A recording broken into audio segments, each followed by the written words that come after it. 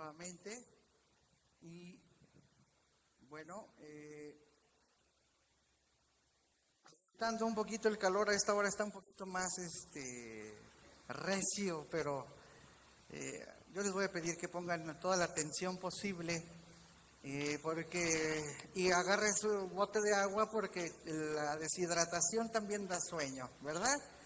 Entonces vamos a comenzar, vamos a continuar con nuestra serie en esta epístola tan importante que el Espíritu Santo inspiró a Pablo para corregir las actitudes de la iglesia. Es decir, no que todas las iglesias sean como Corinto, pero hay siempre, hermano, personas que incurren en el tipo de actitudes que esta iglesia incurrió, hermano. Por eso también la palabra de Dios dice que es necesario que pasen estas cosas para que se muestren quiénes son los aprobados y quiénes no. Así que es casi como garantizado que en toda iglesia, como somos puros seres humanos, va a haber actitudes así. Todos nosotros como seres humanos tenemos la capacidad de provocar divisiones. Y de eso es de los que hemos estado hablando a lo largo de todos estos 3-4 capítulos primeros de la primera epístola a los Corintios, los cuales obviamente están escritos porque Dios ve importante que nosotros mantengamos la unidad entre nosotros, ¿verdad? No siempre en las iglesias hay divisiones, pero en la palabra de Dios habla de esto. Y si no habla para corregir, habla para prevenirnos, ¿verdad? Entonces, muchas veces hemos estado en esta posición de enseñar, aunque no parezca que las cosas están sucediendo de esta manera. Dios siempre nos previene. Es como si el Señor nos pusiera una vacuna antes de que venga cualquier tipo de actitud. Entonces ya no nos da el sarampión ni nada de eso, ¿verdad? Pero bueno, entonces, en semanas pasadas hemos estado hablando de la unidad, de las actitudes que debemos adoptar para evitar a toda costa divisiones. Cada uno de nosotros tiene esa alta responsabilidad, hermanos, y creo que si meditáramos más en la palabra y en lo que significa la oración de Cristo en Juan 17, realmente debería estar en nuestro corazón cumplir ese deseo del Señor, hermano, porque si hay algo que hiere profundamente el corazón de Cristo, es cuando la unidad se hiere, cuando hay una división, hermano. Vamos a Juan 17 a dar una pequeña vista a esta oración del versículo 21 al 26.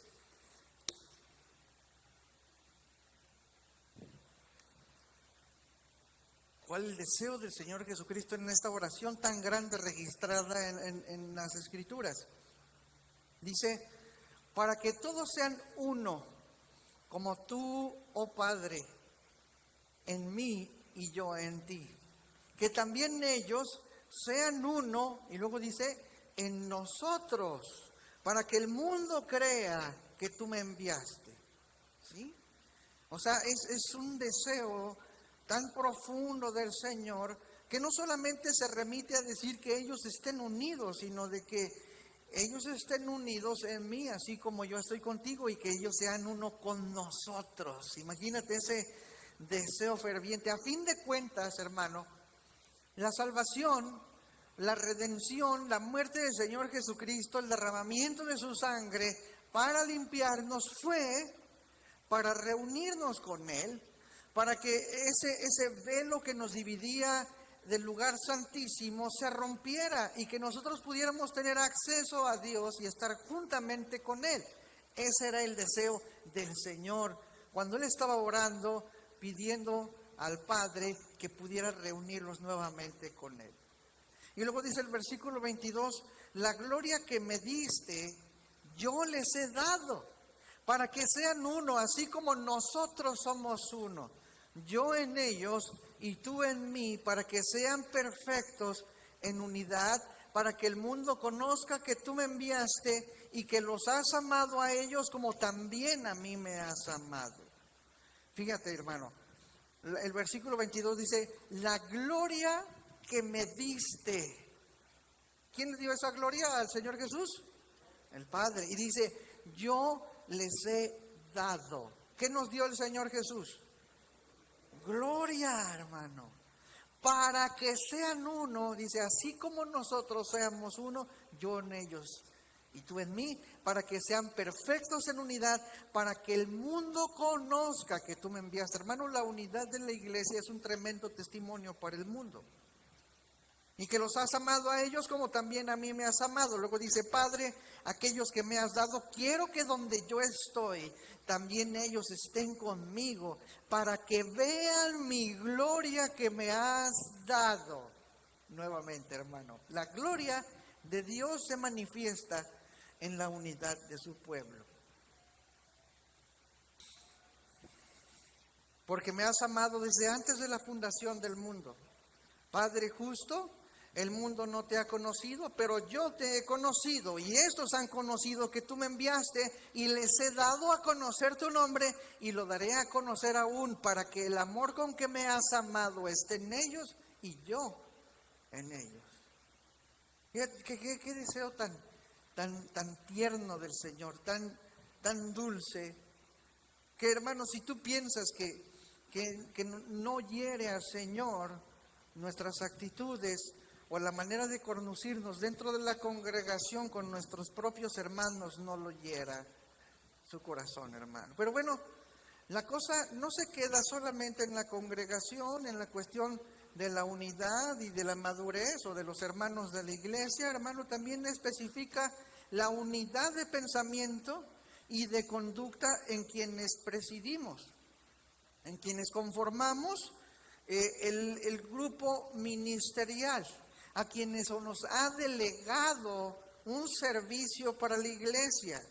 Y bueno, hoy en día existen tantos modelos diferentes de pastor, modelos diferentes de líderes de iglesia, brotando de nuestra propia cultura y de la filosofía del mundo, que hermanos, si no regresamos a la palabra, pues terminamos desviándonos a las actitudes del liderazgo mundano, o del liderazgo como el mundo lo quiere ver, hermano. Pero la palabra de Dios está allí siempre para encarrilarnos, para moldarnos de acuerdo a cómo es que Dios quiere que su liderazgo, que los pastores, que los maestros, que los presiden sean, hermano. Y en esta mañana eso es lo que vamos a enseñar. Podemos usar muchos pasajes que dan ejemplo acerca del carácter del pastor, de los maestros o de los líderes del ministerio, pero estamos en Primera de Corintios, así que nos vamos a sujetar a Primera de Corintios 4, que es nuestro nuevo capítulo que estamos abordando en esta serie titulada El Regreso. Este tema se llama Un ministerio comprometido. ¿Sí? Y este pasaje, hermano, en Primera de Corintios 4, es importantísimo porque básicamente Pablo está enfatizando la virtud fundamental de cualquier ministro, el que sea un maestro, sea una mujer, sea un líder de alabanza, o un músico, un pastor, un maestro, de lo que sea, hermano. La virtud fundamental de todo ministro, cual sea, que vaya a la cárcel, que sea misionero, que etcétera, etcétera, es la humildad. La humildad. Este pasaje, número 4, se trata de ser humilde. La humildad, hermano, es la virtud dominante, necesaria en cualquier persona en el ministerio, obviamente, si eso es lo que la persona desea cumplir, en el llamado que Dios le ha hecho para ser un servidor. Se necesita humildad. Ese es el punto de referencia. Esa es la virtud más grande que nosotros podemos ver en la Biblia de cualquier hombre santo que se encuentra allí. La humildad, repito, es el punto de referencia del siervo fiel hacia el Señor. Entonces, hermano, la humildad en el mundo no es visto como una virtud.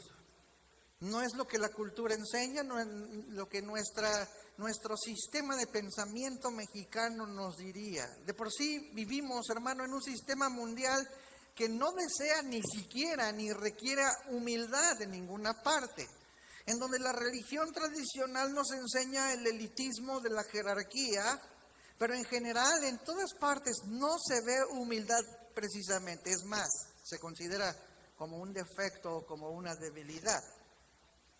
Por ejemplo, ¿vemos humildad? Les pregunto, hermanos, ¿en la política vemos humildad? ¿Vemos humildad en los negocios? ¿O sí? Díganme todos, hermanos. No. ¿Vemos humildad en los profesionistas? ¿Vemos humildad en los deportes? ¿Vemos humildad en el arte, en los artistas? Nada de eso. Las personas que son figura pública, hermano, o que tienen alguna oportunidad de ser el centro de atención, siempre tienden a exaltarse, tienden a buscar prominencia, se hacen publicidad, se hacen de fama, buscan la prosperidad, buscan la adulación de las personas, buscan el respeto generalizado, hermano, y los pastores también. Y los ministros también de la alabanza, de cualquier tipo de ministro, hermano, cualquier persona que de repente se ve puesto en el centro de la atención de las personas, tiende por naturaleza humana y carnal a exaltarse. Pero para alguien que es ministro, que desea hacerlo de verdad, sinceramente para el Señor Jesucristo, la lucha del que está allí es una lucha por la humildad. Y hay una pelea allí en el corazón y en la persona de ese ministro, porque hay que luchar contra ese orgullo carnal. Dígame usted si usted no se ha visto en una situación en la que de repente quiera sentirse orgulloso por algo y exaltarse a sí mismo, o por pertenecer a un partido político, o por pertenecer a un club social, o por pertenecer a cualquier cosa, hermano, porque sus hijos van a la escuela quién sabe qué, o a la otra escuela quién sabe qué, y allí hay todo tipo de expresiones de carnalidad. Ahora imagínate si nos vemos precisamente en una situación en la que somos el centro de atención de las personas.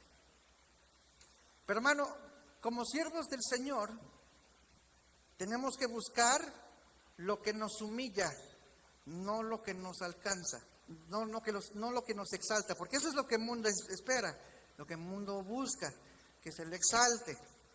Y lamentablemente, hermano, esa mentalidad en el mundo de la fanfarronería y de la autopromoción ciertamente se extiende dentro de nuestras cuatro paredes en la iglesia, donde muchos pastores buscan prominencia, donde muchos maestros buscan el estatus de la celebridad, y el mundo cristiano profesante ha logrado responderles, concediéndoles a esos ministros lo que quieren. O sea, no basta solamente con la carnalidad del líder, sino con la carnalidad de la congregación para también exaltarlo o para elevarlo. Entonces, nos vemos envueltos en una iglesia cristiana con un montón de hermanos, pero carnales, ¿no? Pero bueno, hermano, el verdadero hombre de Dios siempre va a elegir el camino oculto, el camino del sacrificio, el camino de la aprobación de Dios, no de la aprobación de los hombres, no de la adulación, no del respeto de los hombres. Hermano, cuando piensas en Juan el Bautista, el Señor Jesús dijo de él que él era el hombre más grande que jamás haya nacido de una mujer. Eso es lo que dice el Señor Jesús en la Biblia, un hombre grande. Y cuando nosotros preguntamos, pues ¿por qué era grande Juan el Bautista? ¿Qué es lo que dice la palabra de él? ¿O por qué pues, podemos ver a Elías y la gente realmente, o el mundo reconoce más a Moisés, a Elías o a los grandes profetas que a Juan el Bautista? Entonces vamos a sacar una lista de cualidades que nosotros podemos ver en Juan el Bautista. Por ejemplo, ¿qué, hermano? Él tenía un celo por hablar la palabra, ¿no? Esa es una cualidad que nosotros podríamos ver. Él no tenía miedo, tanto que le habló a los gobernantes de su tiempo, les dijo lo que él veía de ellos. Cuando predicaba, le hablaba a la gente, le decía generación de víboras, ¿no? o también, podríamos decir, hermano, que él fue el que anunció al Mesías. Por eso podríamos pensar que Cristo dijo, este ha sido el hombre más grande que haya existido. Pero hermano, claro que esas cosas formaron un papel importante en esa fama, pero lo que le designa la grandeza de Juan el Bautista como mayor a todos, y aunque no tenemos mucha información, la palabra de Dios dice que él una vez dijo, es necesario que él crezca, pero que yo, ¿qué? Mengue. ¿Qué es eso, hermano? ¿Quién hace eso? ¿Quién está dispuesto a decir, sabes qué? Yo voy a dejar el puesto porque ahí viene uno mejor que yo. O sea, ¿qué corazón tenía este hombre, hermano? Lo que hizo grande a Juan el Bautista fue su humildad. Para decir, yo ya cumplí con lo que tenía que cumplir y mi obra es menor que la obra de aquel que viene. Ah, Señor. Él tenía que hacerse menos prominente, que su presencia decrezca para dar paso a algo mejor, mucho mayor todavía. Y eso es lo que Pablo claramente está diciendo aquí. El poderoso impacto de Pablo no se desarrolla a partir de su imagen o de su mente lógica o de su apariencia, porque a pesar de todo también la palabra de Dios dice que lo criticaban porque no tenía porque su apariencia no impactaba a nadie. O que haya sido por su gran elocuencia o retórica filosófica, si la gente lo criticaban que como orador era un fracaso. Entonces, hermano, ¿qué fue? Fue que haya crecido como un fariseo y que haya formado de parte del gobierno del Sanedrín a una edad tan joven. ¿Será por eso que Pablo ha sido considerado uno de los mayores teólogos de la historia del cristianismo? Si Pablo mismo dijo, yo soy el más pequeño de los apóstoles. Él dijo, no soy ni siquiera apto para ser apóstol. En otra ocasión dice, yo soy el más pequeño, y no solamente de los apóstoles, sino de todos los santos. Y en otra ocasión dice, yo de los pecadores soy el primero. Eso no existe hoy en día en ninguna parte. En la política, en la cultura, en donde sea, en la iglesia. No existe, hermano. Pablo no se andaba dando ínfulas de santo o de que sabía mucho o de andar reprendiendo a todo el mundo. No, sí reprendía, claro, él tenía la autoridad moral para hacerlo, pero su humildad iba delante de él. Y fíjate que es muy curioso que Pablo demostrara esa humildad cuando ahí mismo en la palabra dice que él tenía una inclinación hacia el orgullo. ¿Cómo ves? Él tenía una inclinación hacia el orgullo. Dice ahí en 2 Corintios capítulo 12 que el Señor envió un mensajero de Satanás para que lo abofeteara. ¿Sí recuerdas eso? Para que la grandeza de las revelaciones no se me suba a la cabeza. Entonces, digo, cualquier persona que a lo mejor no tiene un orgullo realmente no necesita que ser abofeteado o humillado. Pero Pablo necesitaba esa humillación para que su corazón no se ensoberbeciera. Entonces, mira, hermano, Dios tiene que traer dos cosas a la vida de un siervo. Y como dijo al que se le consideró el príncipe de los predicadores en Inglaterra, Charles Spurgeon, dijo así: solo hay dos clases de ministros, los que son humildes y los que están a punto de ser humillados. Bueno, ¿cuántos quieren ser ministros, hermano? Nadie. ¿Por qué? Pues es que yo soy tan orgulloso que no me quiero humillar. ¿Será por eso? No, ¿verdad? Mire, básicamente cada hijo de Dios es un siervo de Dios. ¿Sí sabías eso? Básicamente, hermano, Dios nos envió a todos a ir a predicar el evangelio. Somos siervos de Dios. Si tú no eres siervo de Dios, simplemente no eres hijo de Dios. Así de simple, fácil. Pero somos siervos de Dios. Y los siervos de Dios o son humildes o están a punto de ser humillados. Esta es la cosa, hermano. No podemos hacer otra cosa. Esa es una característica de los ministros, o al menos esa debería ser la característica de los ministros en las iglesias. Y hay una cosa, hermano, que yo pienso que tú debes tener siempre en tu corazón y en tu mente. Que cuando pase algo que tú sientes que es una humillación para ti. ¿Cuántos se han sentido humillados, hermano, alguna vez en su vida? ¿Ah? Bueno, pero fíjate en esta cosa. Y yo creo que vamos a seguir sintiéndonos así de vez en cuando. Pero la cosa es esta. Si yo me siento humillado, ¿por qué me siento humillado? Si yo me siento humillado, piénsalo siempre, es porque hay algo que humillar. Si yo me siento humillado, es porque hay algo que humillar. Y si hay algo que humillar, entonces quiere decir que soy orgulloso. Si yo me siento humillado, es porque aún no soy humilde. Si yo fuera humilde, hermano, cualquier tipo de cosa que el mundo considerara humillación, entonces no vendría a molestarme ni a hacerme sentir absolutamente nada. Yo ya estoy en la parte más baja. Pero ¿cómo voy a llegar yo a hacer eso? O sea, si hay derechos, si hay tantas cosas de la dignidad. Yo no estoy hablando de la dignidad, hermano, pero nada más piensa en el Señor Jesucristo. ¿Y qué es lo que la gente le hubiera dicho al Señor Jesucristo por lo que hizo? Oye, Jesús, ¿qué te pasa? Tú tienes tu dignidad, tienes derechos. El Señor Jesús fue el hombre más humilde de todo el mundo. Los hombres más grandes en la Biblia fueron los hombres más humildes.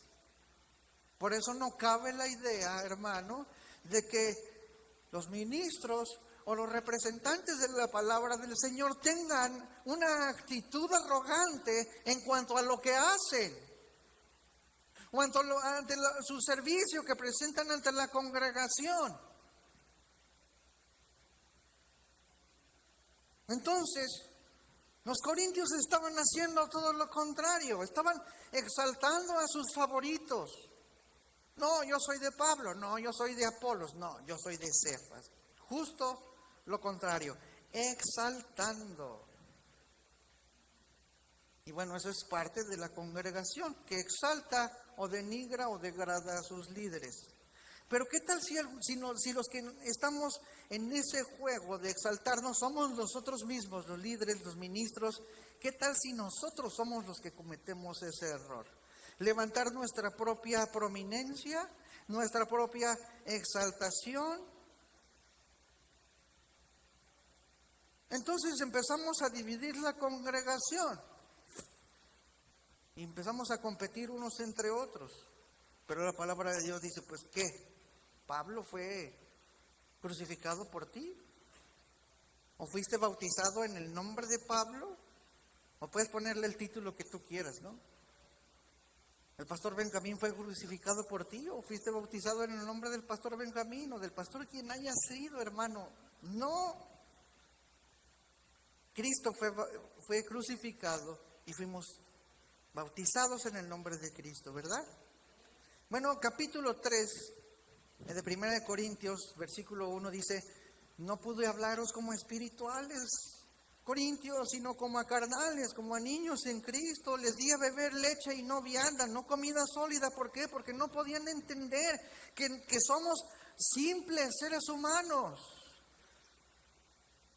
El Señor le dio a todo mundo la oportunidad de participar en su servicio, y así como yo planté, Apolo regó, y cada uno hizo su parte exactamente como todos, pero ¿quién es el que da el crecimiento?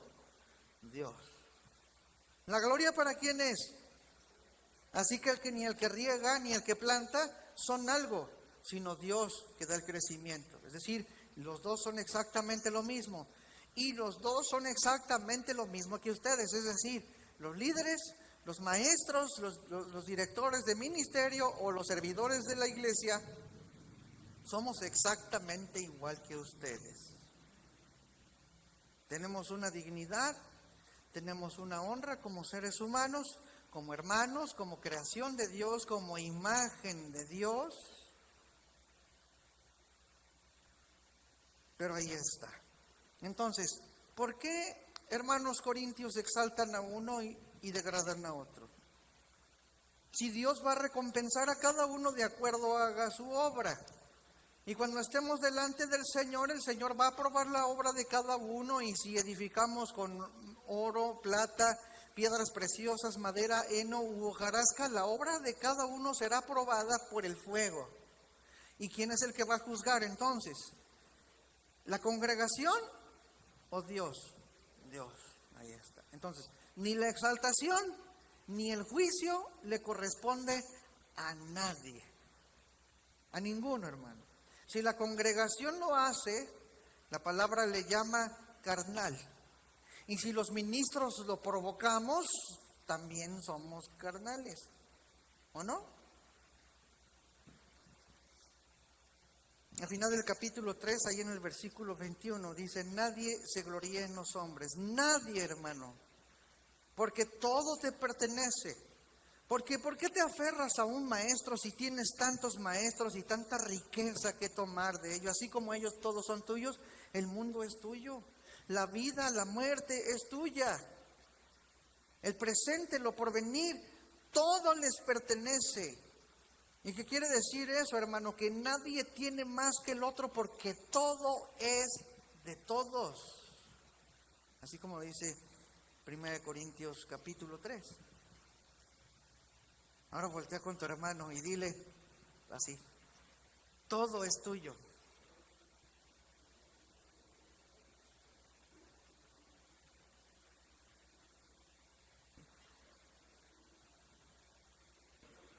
Así es, hermano.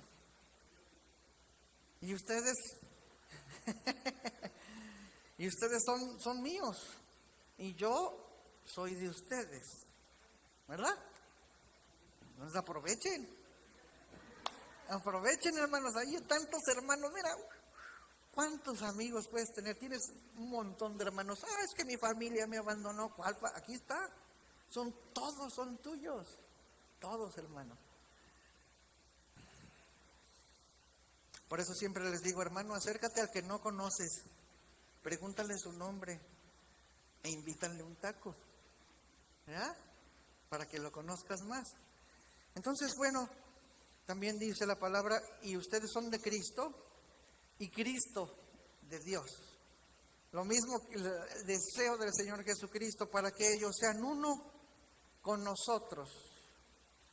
Entonces somos enriquecidos en Dios, en todas las realidades del reino. Todo nos pertenece, lo físico, lo espiritual. Entonces, ¿por qué habría diferencias? ¿Por qué habría divisiones, hermanos? Porque eso es lo que estaban haciendo precisamente los hermanos de Corinto. Al grado de que acabamos de leer, pues Pablo no podía hacer que tuvieran una comprensión más profunda de la verdad, porque manifestaban actitudes de un carnal. Y eso entonces nos lleva al capítulo 4 y comienza diciendo así en 1 Corintios 4:1.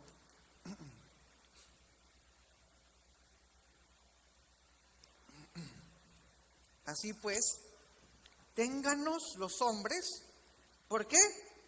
Por servidores de Cristo. A ver, ¿cómo deben entendernos a nosotros, hermanos? Ok, como servidor. ¿Y qué es lo que se supone que es ser un servidor? Alguien que sirve. Servidores de Cristo. No se supone que pongas a un servidor sobre otro servidor, somos servidores nada más. ¿Cómo debes considerar los que te guían, a los que te alimentan, a quienes te enseñan? Ténganos los hombres por servidores de Cristo. Así es como debes entender al pastor, al maestro, al predicador, al ministro.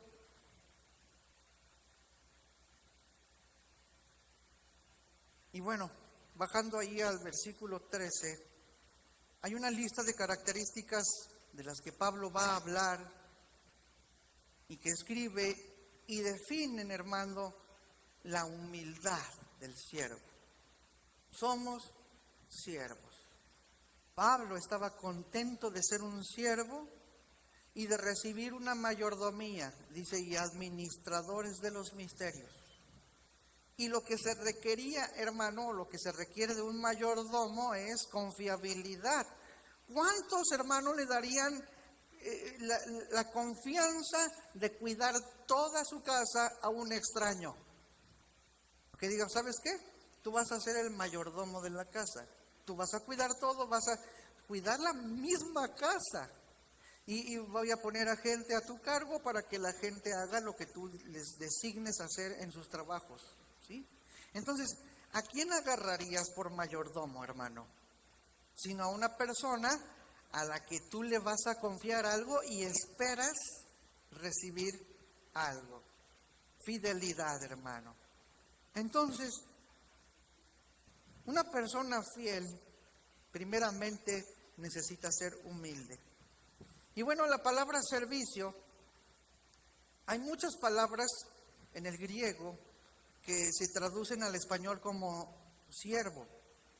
Entre ellas hay una que es doulos, que en español en realidad significaría esclavo, ¿sí? Y obviamente todo se interpreta de acuerdo al contexto en donde se escribe, ¿verdad? Pero bueno, aquí en esta parte, en este capítulo, precisamente la palabra siervo se traduce de una palabra en griego, huperetes. Huperetes, soy chistoso, ¿no? Les decía en la mañana de que se me figura como los pepetes de los Minions, ¿no? Pero bueno, la palabra huperetes es una palabra que existe mucho más antes, o es muy vieja, antes de cuando se escribe en el Nuevo Testamento, que podría denominar a los remeros del tercer nivel en un barco. Es decir, en el barco había 3 niveles y en el nivel más bajo es en donde se encontraba la gente que estaba remando. ¿Sí? Entonces en un barco podía viajar quien sea, pero los de hasta abajo nunca salían de allí. Es decir, nadie los conocía, pero eran los que movían el barco. No sé si alguien iba del viaje, ¿qué le importaba? El barco se mueve, no importa quién lo mueva. Pero allí estaban ellos ahí, dándole y dándole. Entonces la idea de siervo ahí es de una persona que no tiene la intención de figurar, que no tiene la intención de ponerse en el centro de la atención de las personas. Nosotros somos huperetes, les dijo Pablo a los corintios. Es decir, no estamos buscando que nos exalten.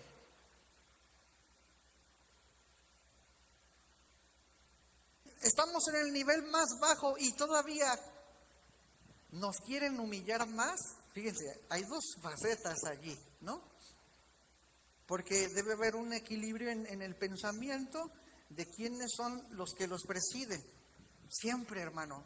Porque en nuestra mentalidad, si no estás arriba, estás hasta abajo y estás totalmente tumbado. No sé si tú has visto esta actitud de que gente que exalta a los pastores o a los líderes y hay gente que los humilla hasta el suelo. O sea, esa no es la actitud, ni es la mentalidad tampoco, ¿verdad? Todos tenemos la misma dignidad. Y obviamente a algunos el Señor les dio o les delegó una autoridad. Esa autoridad debe ser humilde. Sin embargo, sigue siendo una autoridad. ¿Sí? Y bueno, entonces, esa palabra huperete se normaliza con la idea de ser un humilde servidor. Eso fue lo que Pablo quiso decir. Somos humildes servidores, como para que nos exalten o como para que todavía nos manden más abajo de los 3 niveles del barco, ¿no? Algo así. O sea, porque imagínate, el gran Pablo, hermano, así como Dios lo ha exaltado para permanecer allí en el canon del Nuevo Testamento, fue una persona que fue humillada mucho, mucho, hermano. Una persona sumamente humillada. ¿Qué no le hicieron al pobre Pablo, hermano?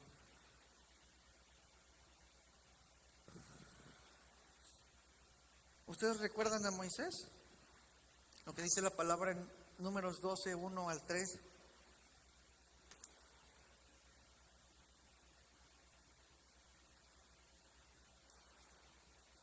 María y Aarón. ¿Quiénes eran María y Aarón de Moisés?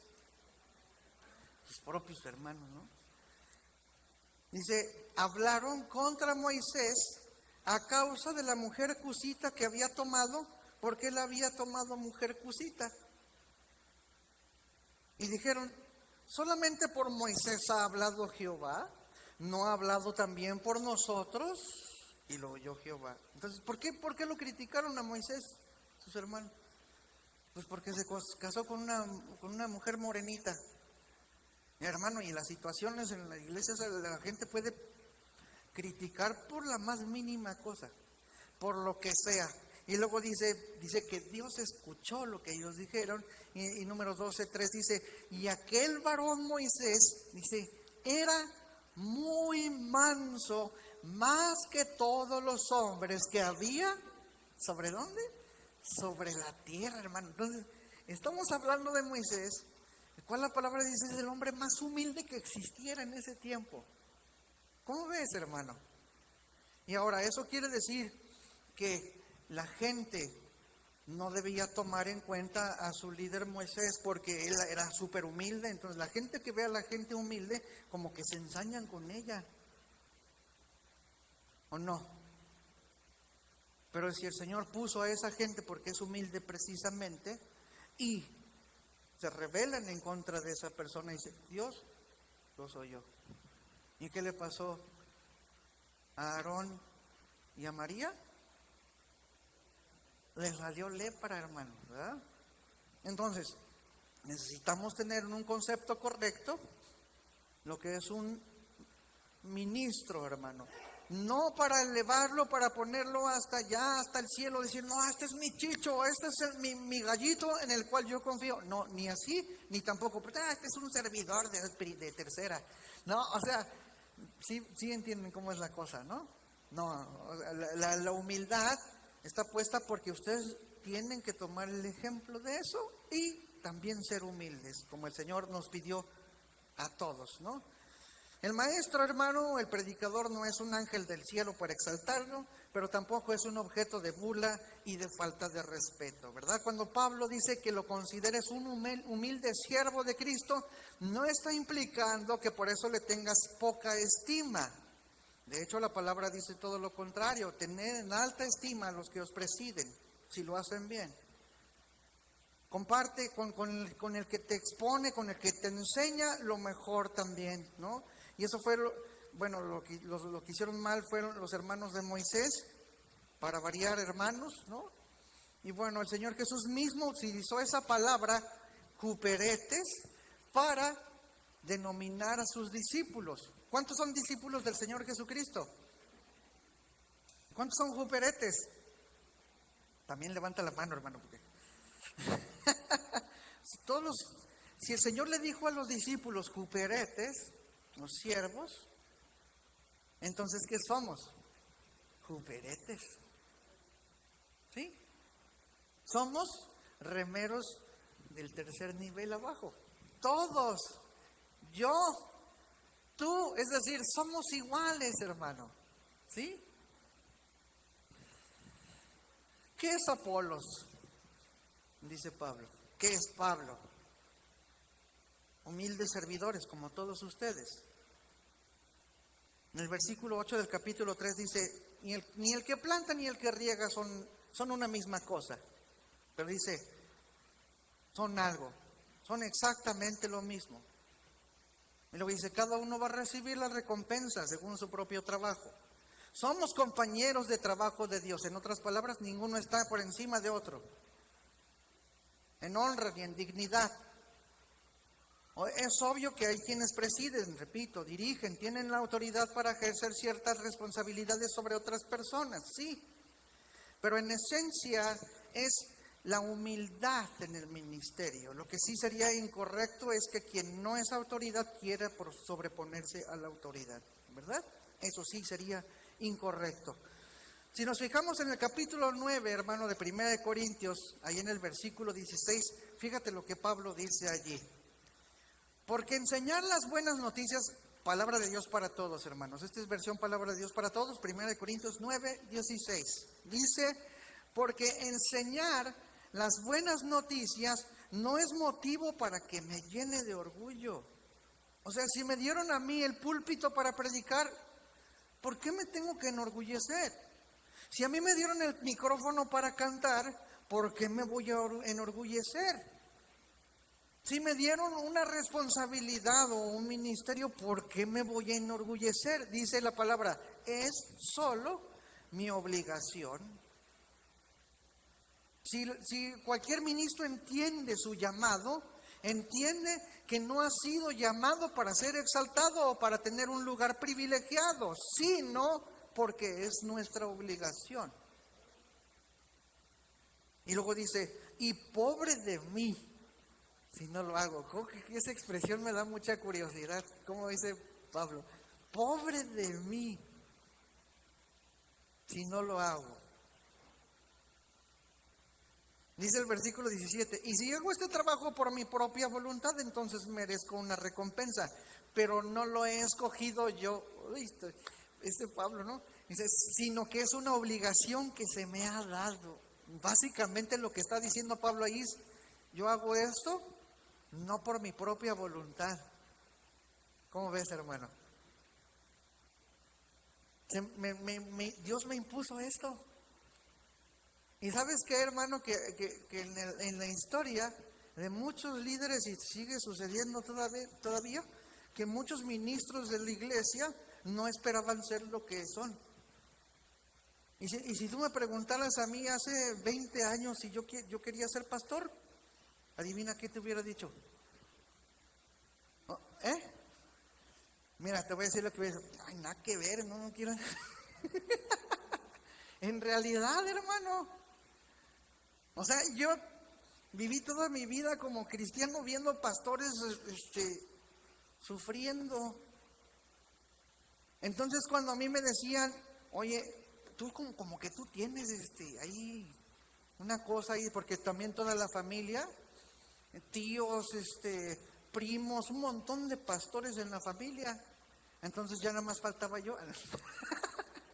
Pero me decían, oye, ¿y tú no ves así como que te llama para nada? Yo decía, en realidad, hermanos, yo no quería ser pastor así, para nada. Pero obviamente uno no hace las cosas a regañadientes para que tampoco se malinterprete, ¿verdad? O que uno hace las cosas nada más porque lo impusieron así, y uno hace las cosas así como, ay, ya ni modo, voy a tener que predicar el domingo. No, hermano, el Señor pone obviamente en el corazón, ¿verdad? Un amor, pone un sentimiento de responsabilidad.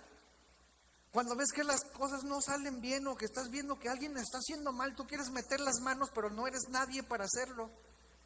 Entonces el Señor te pone, ¿quieres? Ándale, ahí está. No que no querías, ¿no? Y digo, y no quería, uno no quiere la responsabilidad, pero Dios te pone en el corazón algo que hacer. Y así es que como comienzan las cosas. Ahora, Pablo, ¿cuál fue la historia de su vida? Él iba montado en su mula o caballo, no sé en qué, ¿verdad? Pero iba respirando amenazas, habiendo pedido cartas para apresar a los cristianos de las partes más lejanas de Israel hasta Damasco. ¿Y qué hizo el Señor? Ándele, ahí está, ande pollo, como dice, ¿no?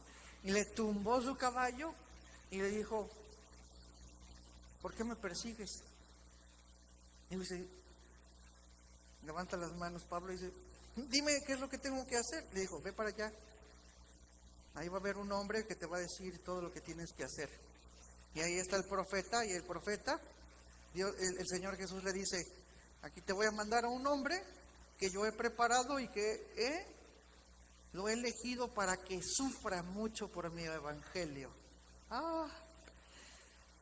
Hermanos,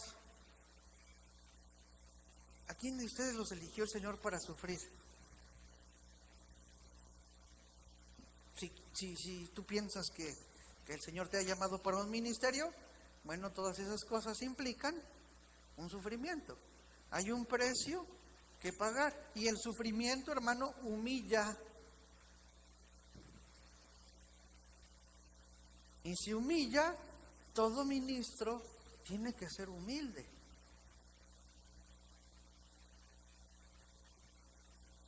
Por eso, dice Pablo, enseñar las buenas noticias no es motivo para que me llene de orgullo. Es solo mi obligación, dice.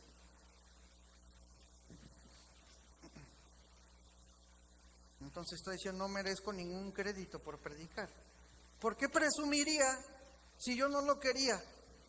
¿Por qué presumiría si estoy bajo exigencia y en peligro? Ay de mí si no predico el evangelio. ¿Cómo iba yo a exaltarme si estoy en peligro? Si estoy bajo amenaza, por decirlo así, ¿no? Digo, Dios no amenaza, pero él entendía de esa manera, porque el Señor lo tumbó. No servimos, hermano, por una elección noble. Y digo, sí me da mucho gusto ver a jóvenes que dicen, pastor, ¿sabes qué? Yo quiero ser pastor. Yo siento algo en mi corazón de ser pastor. Y me da mucha alegría eso. Pero todos tenemos que pasar por un proceso. ¿Por qué? Porque no fue nuestra elección. Fuimos llamados a servir y a veces en contra de nuestra voluntad. El Señor tuvo que darle un cambio a todos nuestros planes, todo lo que nuestra mente en la vida quería, y dirigirnos a la entrega en el servicio. Hermano, es un servicio desafiante. Y Pablo hace una declaración allí en 2 de Corintios capítulo 6, 4 al 10. Vamos para allá, hermano. 2 de Corintios 6, 4 al 10. De cómo es que para él fue el ministerio.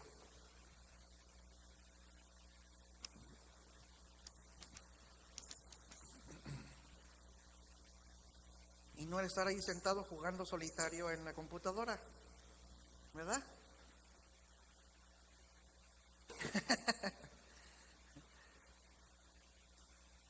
Dice, antes bien, nos recomendamos en todo, es decir, nuestras cartas de recomendación o nuestros certificados que tú dices, mis diplomas, todo mi carta de presentación más mi currículum vitae era ¿no? Nos recomendamos en todo como ministros de Dios en mucha paciencia, más tengo un certificado de paciencia. En tribulación, mira, he pasado por 10 tribulaciones, diploma a Pablo por haber pasado 10, bueno, en necesidades,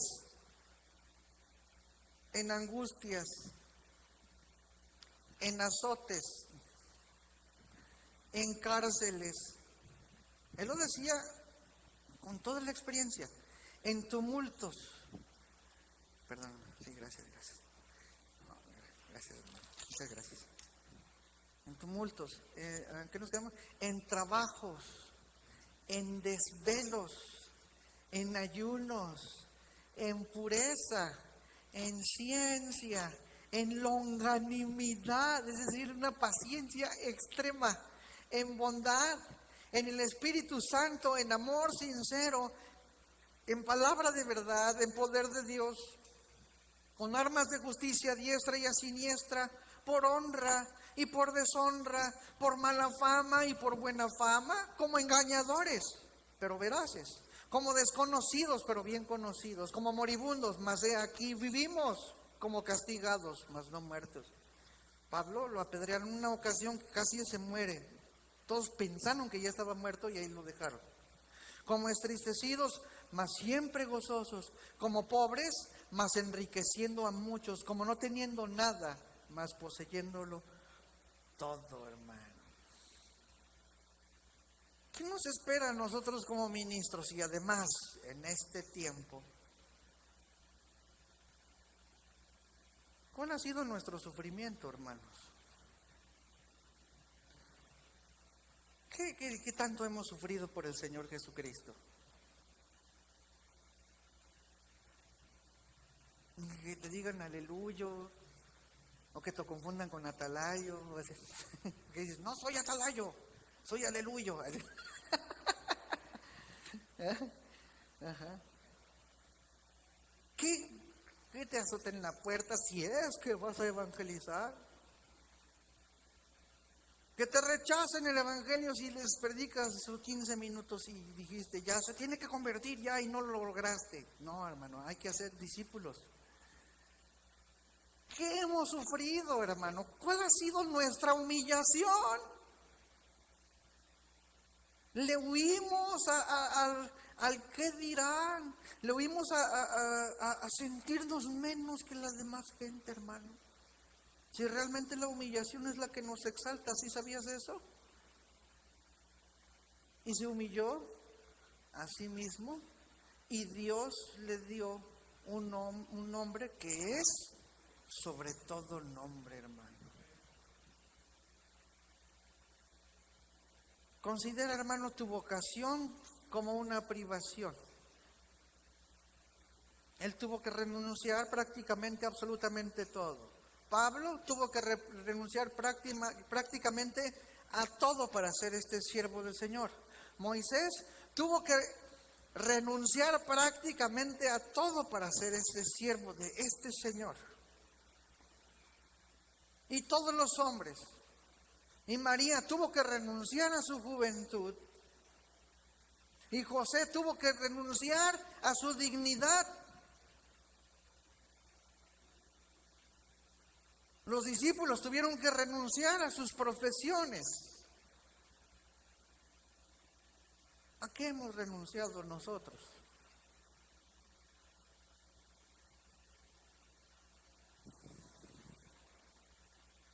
Entonces Pablo no fue el siervo glamoroso, cual obispo religioso de estos tiempos.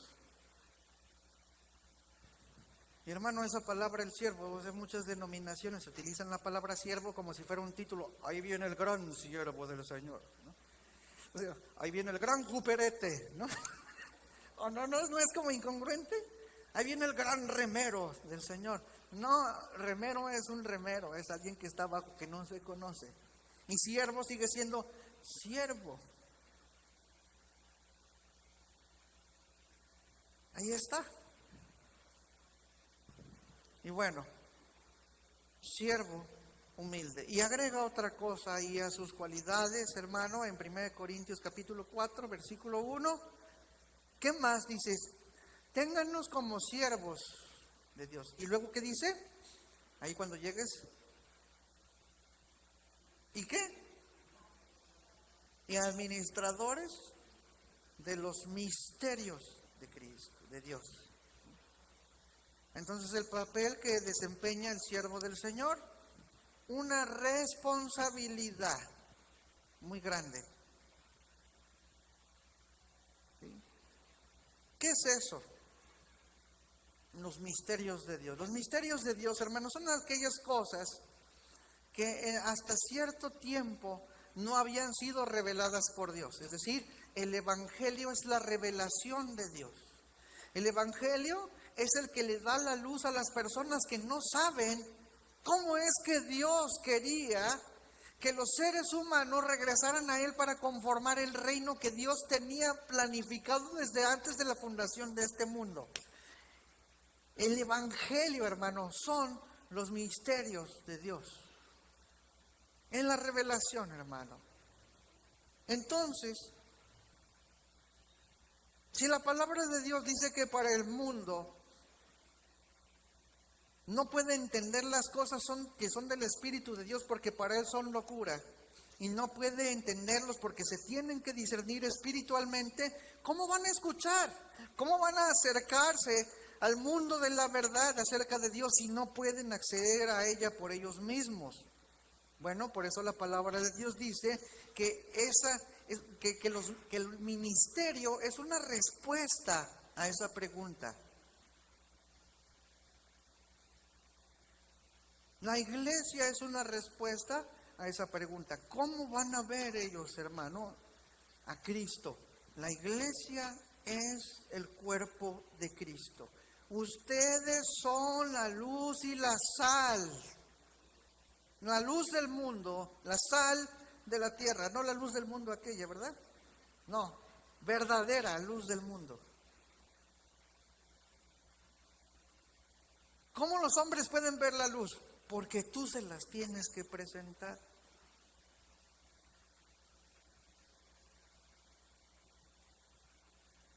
¿Cómo van a saber que Dios los amó primero si no les predicas tú? ¿Y cómo irán? ¿Y cómo creerán si no hay nadie que les predique? El ministerio, hermano, la administración de los misterios de Dios son la respuesta de Dios a la ignorancia del mundo. Es nuestra función, hermanos, somos mayordomos de esa revelación y un día se nos va a pedir cuentas. A todos. Y los que estamos aquí enseñamos de maneras distintas, pero al fin lo que hacemos precisamente es administrar la revelación de Dios, las Escrituras. Somos muchos los que enseñamos aquí, pero todos hacemos exactamente lo mismo, administrar como ministros los recursos espirituales de Dios, los recursos, la riqueza eterna del Señor. Y no tenemos opción, no podemos mezclarlo con nuestra cultura, con nuestra educación, con nuestras propias ideas, ni con la filosofía, ni con el fatalismo griego, ni con el platonismo, ni con nada de eso, hermano. Tito dice que somos mayordomos y que tenemos que ser fieles mayordomos. Que el Señor ha confiado en nuestras manos la palabra para que nosotros tratemos de decirla lo mejor que podamos.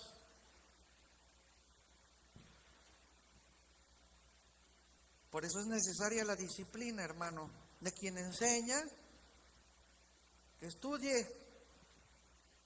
La palabra exige de los ministros que nos presentemos a Dios aprobados como obreros que no tenemos de qué avergonzarnos, porque trazamos correctamente la palabra de verdad. Y tú tienes derecho a exigir eso de tu líder, y de tu ministro, y de tu pastor, de tu maestro. Tienes derecho, porque eso es precisamente lo que Dios nos encargó. Si yo no hago eso, hermano, me convierto en un servidor infiel, alguien que se le ha confiado algo y que no lo hace. Segunda de Timoteo 4:1, ¿qué es lo que le dice Pablo, inspirado por el Espíritu Santo, a Timoteo? Segunda de Timoteo 4:1 dice: te encarezco delante de Dios y del Señor Jesucristo. ¿Qué es lo que estaba diciendo allí? Mira, como decir: Señor, aquí está Timoteo. Timoteo, aquí está el Señor. Es eso, es te encarezco. Delante de Dios y del Señor Jesucristo. A ver qué me va a decir. El Padre y el Hijo están allí y Pablo me está presentando con él y dice que juzgará a los vivos y a los muertos en su manifestación y en su reino. Te encarezco delante de ellos, ¿sí? Que prediques la palabra, que instes a tiempo y fuera de tiempo, redarguye, reprende, exhorta con toda paciencia y doctrina. ¿Es una responsabilidad? Sí. Nuestra mayordomía, hermano, es de los misterios de Dios. Regresamos a 1 Corintios 4, versículo 2.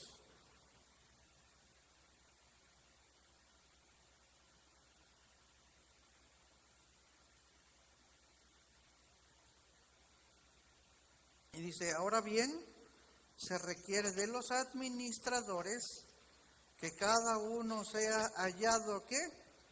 Fiel. Y dice en otra versión, en Dios habla hoy: ahora bien, el que recibe un encargo debe demostrar que es digno de confianza. A eso es a lo que se refiere cuando ahí dice fiel. Es necesario que al que se le da una responsabilidad responda con la exigencia de Dios. Eso es ser fiel en el ministerio. que no voy a adulterar la palabra, que la voy a dar y que no voy a dejarlo de hacer, porque hay de mí si no predico el evangelio. Se me confió esto, se espera que cumpla con ese encargo. Eso es ser fiel. Fiel es esto, hermano. Hechos 20, 24 al 32. ¿Cuántos tienen calor? Puedes decir amén, no estás diciendo una mentira, ¿verdad?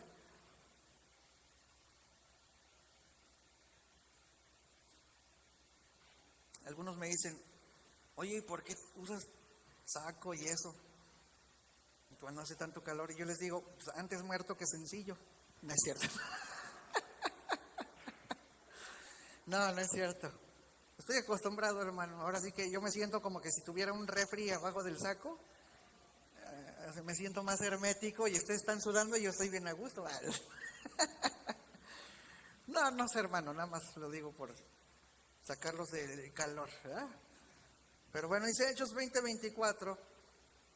Pero mi vida no vale nada para mí a menos que la use para terminar la tarea que me asignó el Señor Jesús. Ahí está, o sea, el compromiso de Pablo, dejando todo. Dice, la tarea de contarles a otros la buena noticia acerca de la maravillosa gracia de Dios. ¿Por qué? Porque ese fue el gran encargo de Dios para él. Y ahora, sé que ninguno de ustedes a quien les he predicado del reino volverá a verme. Él se estaba despidiendo, hermano, de los efesios. Yo les había enseñado y digo, hasta aquí yo terminé con mi participación. Versículo 26, declaro hoy que he sido, ¿qué? ¿Qué es eso? Digno de confianza. Es decir, cumplí con lo que el Señor me dijo que hiciera. Eso es ser fiel. Si alguien sufre la muerte eterna, no será mi culpa. Es decir, me lavo las manos. ¿Por qué? Porque no me eché para atrás a la hora de declarar todo lo que Dios quiere que ustedes sepan. Si yo no me callé para nada, el Señor me dijo, haz esto, y lo hice. Y ustedes escucharon. Si ustedes se pierden, ya no es mi culpa. Así, es fácil, ¿no? Y luego dice el versículo 28. Entonces cuídense a sí mismos y cuiden al pueblo de Dios. Alimenten, pastoreen al rebaño de Dios, su iglesia comparada con su propia sangre, sobre quien el Espíritu Santo los ha designado ancianos. Le estaba hablando a los pastores que había dejado en la iglesia de Éfeso, ¿verdad? Tienen la responsabilidad, yo la tuve, yo se las pasé, ahora ustedes enseñen, transmítanla. Yo se los transmití, ustedes transmítanla. Y luego dice el versículo 29. Sé que después de mi salida vendrán en medio de ustedes falsos maestros como lobos rapaces y no perdonarán al rebaño. Incluso algunos hombres de su propio grupo se levantarán y distorsionarán la verdad para poder juntar seguidores. Ahí está, unos divisorios por allí, ¿no? Cuidado. Recuerden los 3 años que pasé con ustedes, de día y de noche, mi constante atención y cuidado, así como mis muchas lágrimas por cada uno de ustedes. Y ahora los encomiendo a Dios y al mensaje de su gracia que tiene poder para edificarlos y darles una herencia junto con todos los que Él ha consagrado para sí mismo. Hermano, la dedicación de Pablo de enseñar fue a 100%. Hice todo lo que pude, no retuve nada, no excluí absolutamente nada de la palabra, les entregué absolutamente todo. Ahora la tienes y eres responsable. Transmítela a quienes están a tu cargo. Hermano, cuando la palabra de Dios se predica aquí el domingo o cuando escuchas una predicación en el YouTube, hermano, ¿qué es lo que tienes que hacer tú? Nada más escuchar y ¡ay, qué padrísima estuvo la predicación del pastor Chuy! O la predicación del pastor Normando, del pastor Abraham. ¡Ah, qué genial! ¿Y ustedes qué hacen? Practicarla, ¿no? ¿Sí o no? Digan sí, hermano, porque si no me voy a espantar. Sí, eso es lo que hacemos, hermano. Eso es lo que hace la iglesia del Señor. Practicar. Formar convicciones en el corazón.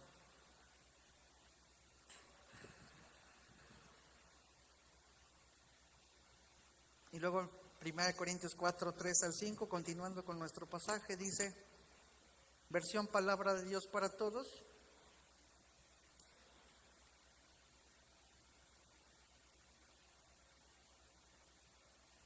me tiene sin cuidado que me juzguen ustedes, dice. Soy un poquito duro eso, ¿no? Pero me tiene sin cuidado que me juzguen ustedes o un tribunal humano. ¿Y por qué dice un tribunal humano? Porque estuvo en varios tribunales humanos. ¿Y qué fue lo que sentenciaron a él? Cárcel. ¿Y qué hizo Pablo? Nada, predicar el evangelio. Pero él dice, me tiene sin cuidado. O sea, si ya me juzgaron en los juicios, me juzgaron criminal, pues lo que ustedes me digan. Dice, ni siquiera yo mismo me juzgo. ¿Y sabes que eso es muy importante, hermano? De que uno ni siquiera se juzgue. ¿Por qué? Porque cuando uno se convierte en su propio juez, está haciendo Dios de sí mismo. Si yo me juzgo a mí mismo y me trapeo conmigo mismo, ¿qué estoy haciendo, hermano? O si yo me juzgo a mí mismo, yo digo, yo soy el más genial de todos los cantores de Colima, ¿no? O sea, o yo soy el mejor guitarrista, o la mejor pianista, o el mejor ujier de toda la comarca, ¿no? ¿Qué?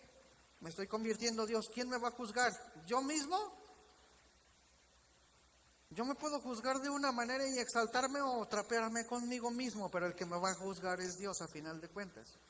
No ustedes, no tribunal humano, no yo mismo, el Señor me va a juzgar.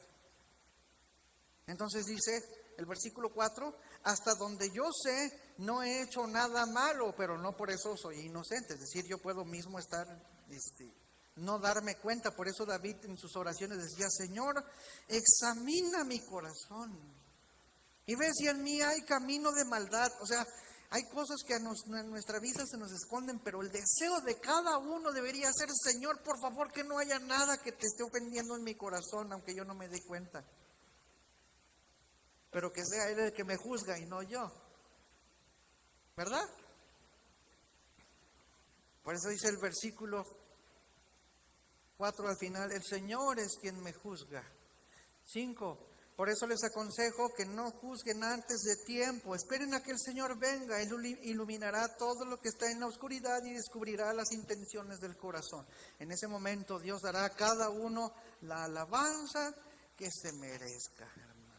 La gente busca la aprobación de los hombres, la afirmación, la admiración, la reputación, el respeto. Y es muy fácil, hermano, que incluso los ministros quedemos atrapados en esa situación. Pero Pablo elimina todo eso en el versículo 3 cuando él dice, me tiene sin cuidado que me juzguen, o que me juzgue tribunal humano, o que yo mismo me juzgue.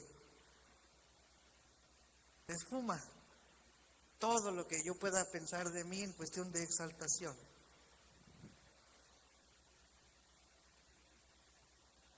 El proceso de ser criticado, evaluado para bien o para mal, no significa nada para Pablo. Si es la evaluación humana, bueno, eso es lo que dice, por ustedes o por cualquier tribunal humano, irrelevante. Gálatas 1:10 dice, pues busco ahora el favor de los hombres o el de Dios. O trato de agradar a los hombres, pues si todavía agradar a los hombres no sería siervo de Cristo. Entonces, ¿eso qué quiere decir? Que pues no me importa lo que ustedes digan. ¿Eso quiere decir? ¿Así como tal? No, hermano, obviamente que no. Lo que está diciendo es, no me afecta si soy mal criticado.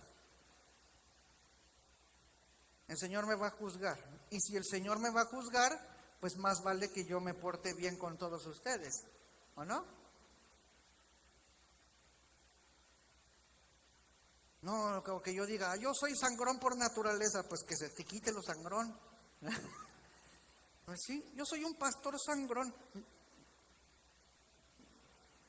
Y no me importa, no tengo nadie que me juzgue. No, si soy sangrón, el Señor me va a juzgar por sangrón.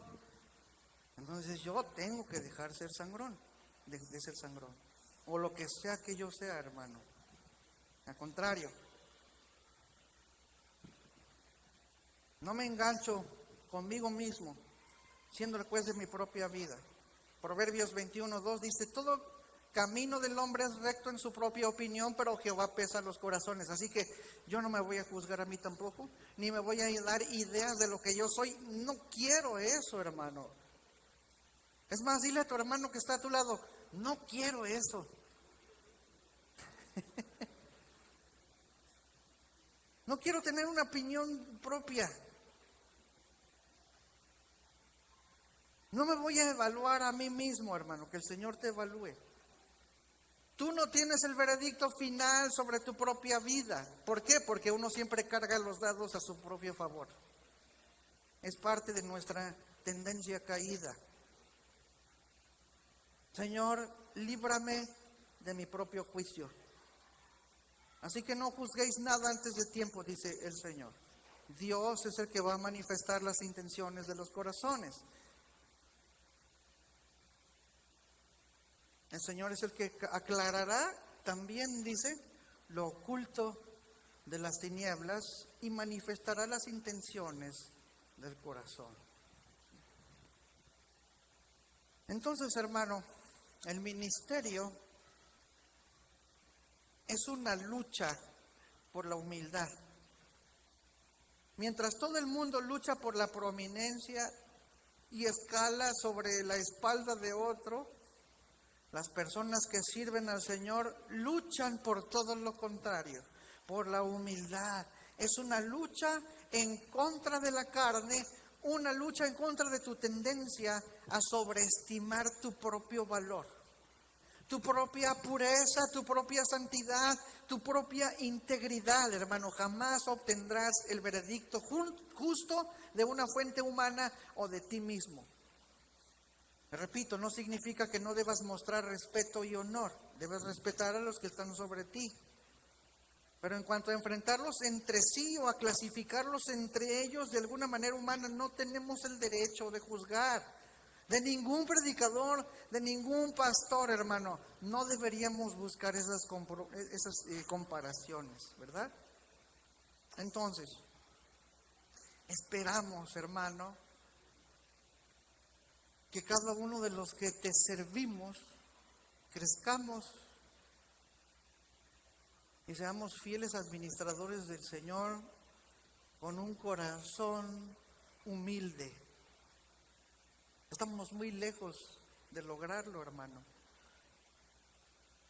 pero tenemos que hacerlo. Esa es nuestra lucha.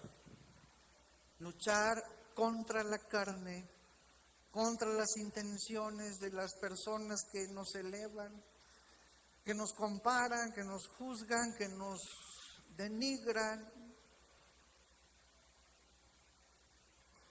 Pero tomemos el ejemplo de Cristo, el cual ya hemos puesto. Él tomó forma de siervo y descendió, hermano. Se humilló a sí mismo. Y no solamente a una humillación cualquiera, sino que hasta la muerte de cruz. ¿Sí? La cosa más vergonzosa que le pudiera pasar a un ser humano es ser asesinado como un criminal siendo inocente. No un inocente como un humano inocente cualquiera, hermano.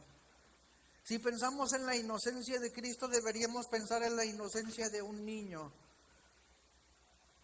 En la bondad y en el amor de un niño, hermano, vergonzosamente asesinado en una cruz, como un ejemplo de un terrorista. Ese es nuestro patrón. Dejemos que la mente de Cristo esté en nosotros, con esa humildad con la que el Señor fue el mayordomo de esa obra, derramar su sangre.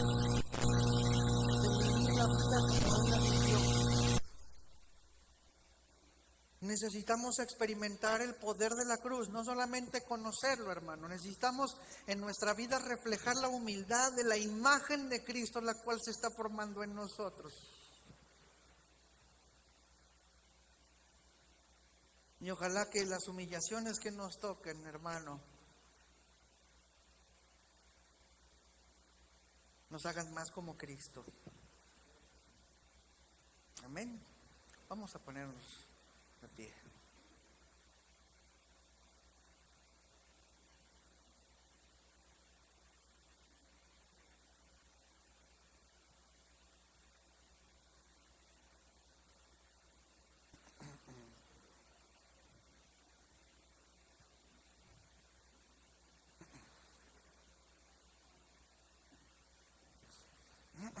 Y hay otra cosa del carácter, hermano.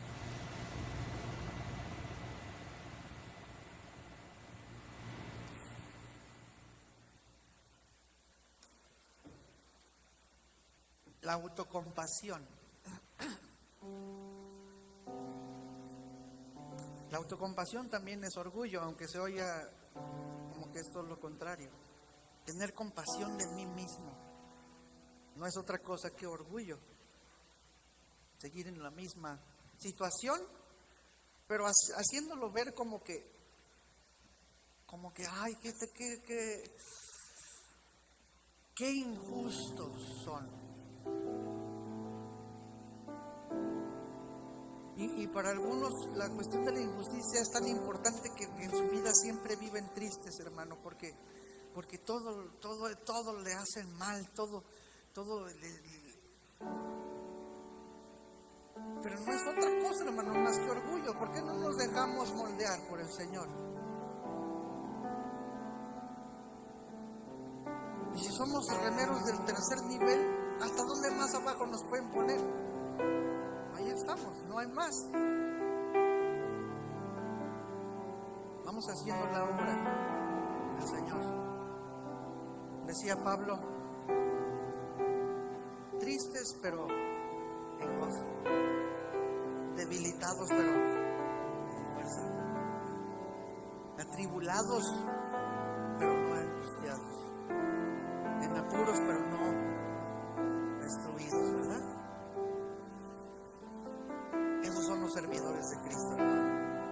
Nosotros los que presidimos y también ustedes como congregación. Amén.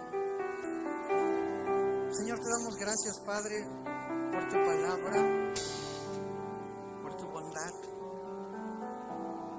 por tu paciencia, por tu misericordia, Señor. El Dios de todo, el Creador, el glorioso, el Altísimo, el que manifiesta su gloria a través de todas las cosas que están en los cielos y en la tierra, Señor. En las grandes tormentas, Padre. En el sol, en las estrellas, Padre, en las nebulosas, todo lo que el hombre puede descubrir y tantas maravillas, Señor.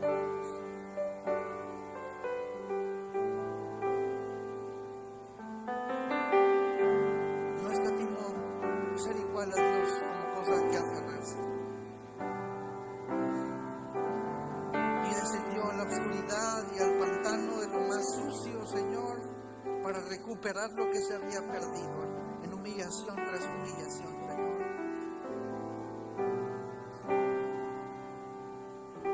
Señor, que tu reino se manifieste en toda tu gloria. Un reino de ciudadanos, Señor, que manifiesta tu amor y la paciencia y la misericordia en la humildad que expresó tu Hijo Jesucristo. Gracias, Padre. Gracias, Señor. Llega a nuestro corazón, Señor, conmueve nuestros espíritus, Señor, por tu Espíritu Santo.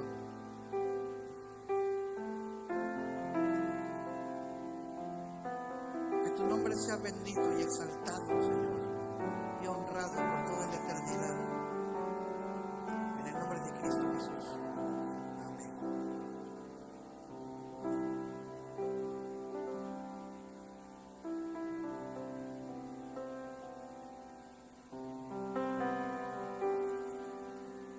Ser tus siervos, Señor.